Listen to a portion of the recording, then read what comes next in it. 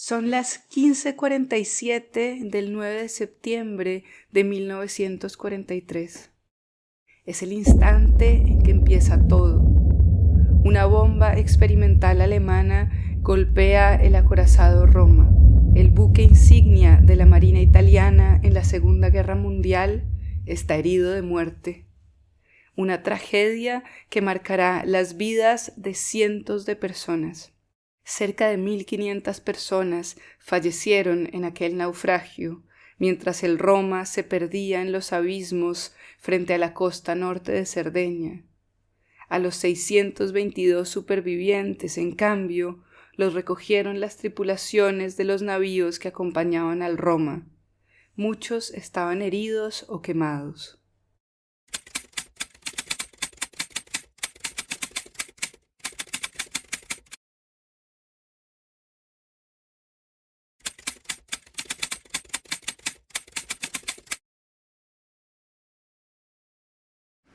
Fue por eso que, al día siguiente, el amanecer en Mahón fue diferente. La pequeña ciudad balear se despertó con una novedad. En su bahía acababan de entrar 4 grandes buques militares, el Carabiniere, el Mitragliere, el Fuciliere y el Regolo. Solo por los nombres quedaba clara la procedencia. Las circunstancias no eran fáciles. Varios de los marineros que llegaron en aquellos barcos estaban en graves condiciones y a bordo también había cadáveres recogidos en el lugar del naufragio. Hay quien contó cómo el olor a carne quemada se hacía insoportable. Los heridos fueron trasladados al hospital militar de la Isla del Rey, justo frente a Mahón. El resto de las tripulaciones quedó a bordo de los buques bajo el control de las autoridades españolas.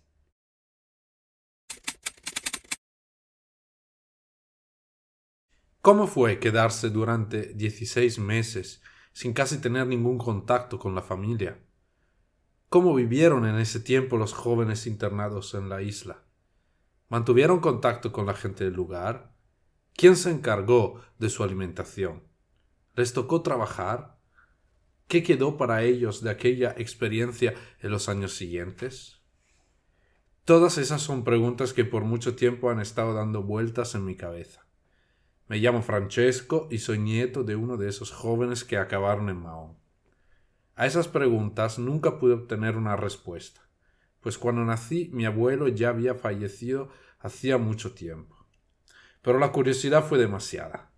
Y así decidí seguir intentando saber más de todo eso. Para ello también me ayudó mi trabajo de periodista en Madrid. En marzo de 2023 aterricé en Menorca para buscar huellas de lo que vivió allí mi abuelo.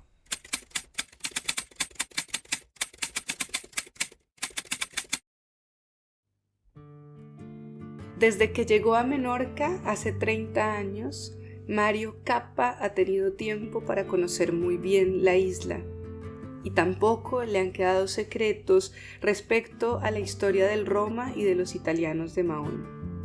Algo que no se debe solo a su extraordinaria sed de conocimiento, y es que su compañera, Valnea Tavolieri, es hija de Eugenio, uno de los desaparecidos en aquella tragedia. Mario ha trabajado toda una vida como operador de cámara en RAI. Sin embargo, para reconstruir la historia del Roma, ha ido atravesando muchas disciplinas, desde la investigación del archivo al modelismo. Y así, buceando entre recortes de periódico, buscando antiguas fotografías, revisando en los archivos de Mahón y conversando con muchas personas, ha ido recopilando un verdadero patrimonio de memoria histórica. Son él y Valnea sus principales guardianes. Y todo ese tesoro lo tienen repartido en varios sitios. Uno de los más significativos es el taller de la casa en la que viven, donde Mario elaboró con todo lujo de detalles una maqueta a escala del acorazado Roma. También hizo un modelo de la bomba alemana que lo golpeó. Esos trabajos nos permiten revivir esa historia como si los años que han transcurrido desde entonces fueran mucho menos que los 80 que hoy conmemoramos. Valnea y Mario son las primeras personas que fui a buscar en cuanto llegué a Menorca. Cuando entré en su casa, a media tarde, me recibieron con los brazos abiertos, horchata fresca en la mesa y un tesoro de descubrimientos para compartir. Teníamos tantas cosas de qué hablar que nos quedamos conversando hasta la noche.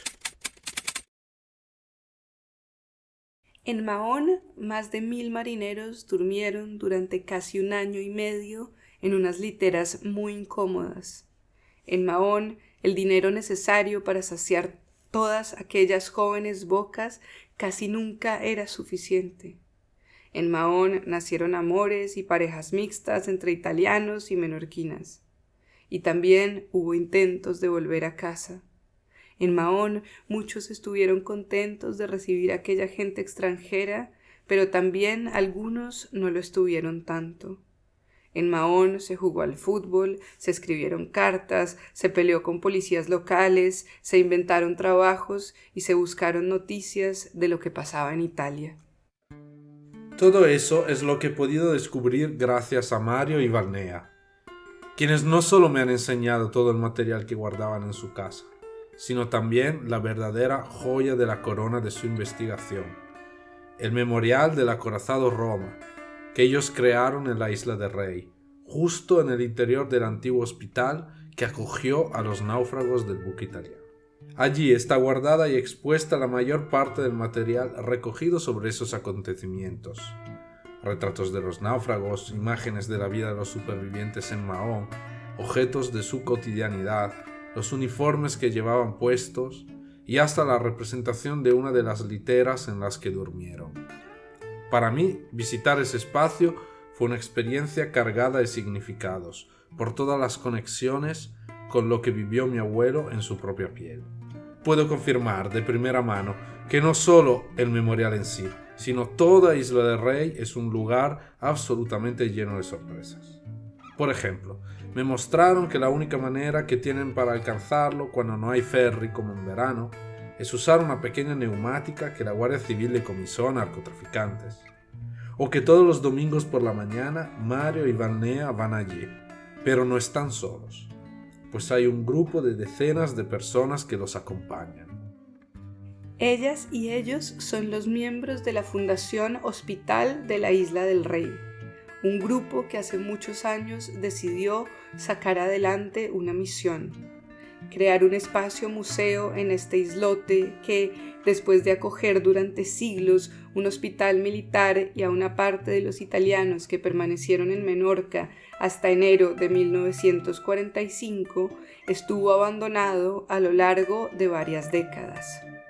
Domingo tras domingo, poquito a poquito, Mario, Valnea y sus amigos han ido reconstruyendo y reconvirtiendo muchas salas de ese antiguo sanatorio. Y hoy en día el recorrido del hospital nos permite hacer un verdadero viaje en el tiempo. Mucho tiempo ha transcurrido desde aquel 9 de septiembre de 1943. Pero las huellas de lo que pasó han quedado en las vidas y en el recuerdo de decenas de personas hasta el día de hoy, entrelazando vivencias muy distintas. Por ejemplo, las de mi abuelo, que llegó a Menorca muy joven, con las de Mario y Valnea, que una tras otra han ido encajando todas las piezas de este relato, hasta llegar a la de hoy, nuestro encuentro, 80 años después de cuando todo empezó. Es un pequeño ejemplo del poder de la historia.